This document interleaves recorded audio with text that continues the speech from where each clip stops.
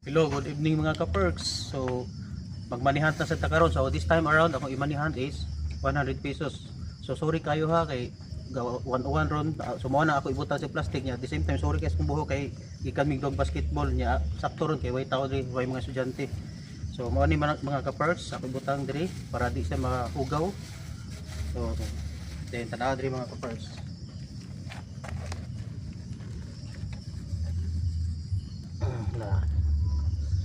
Narasa diha mga ka-perks. Okay? So, ako na sa i-reveal mga ka-perks ini kaugma. So, asa sa dapita?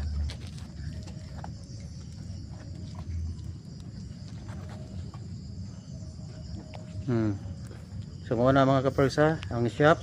So, yeah, naa siya diri kana antenna sa internet or na CCTV tungod. So, kana siya nga pat. So, diri ra ta kutob mga ka-perks. Peace out.